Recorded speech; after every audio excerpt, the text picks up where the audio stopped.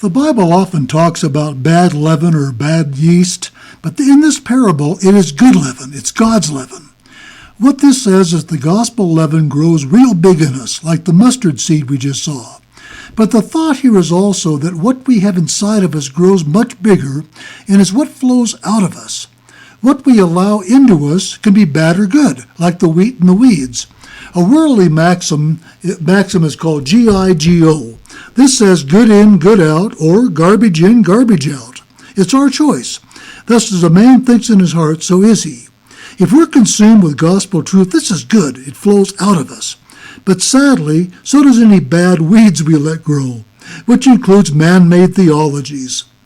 This parable is about a woman taking leaven or yeast and mixing it into flour until it saturates the whole dough. This illustrates what Jesus calls the gospel of the kingdom. God's kingdom is meant to saturate our hearts, thus producing God's good results.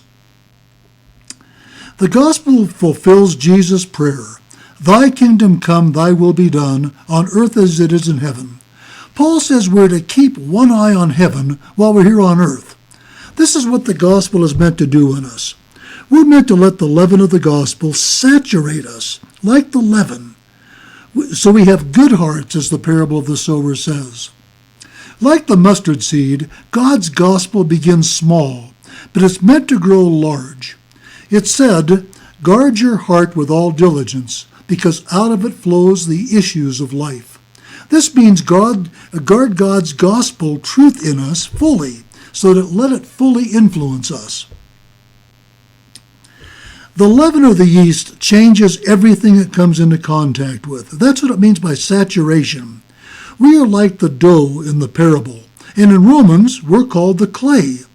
We're meant to let the gospel leaven transform our minds so we think the thoughts of heaven, and we're not conformed to thoughts of the earth or to other theologies of man. We honor God by allowing him to plant what he wants to plant into us, and to work the kingdom of heaven and the gospel seed into us. God uses his gospel to change us into the glorious image of Jesus Christ, and to cause us to live in prosperity and health. Now, John says the way this happens is to live in God's truth continuously. That's our job. Live in God's truth and to live in the abundant life of Jesus and prosperity and health.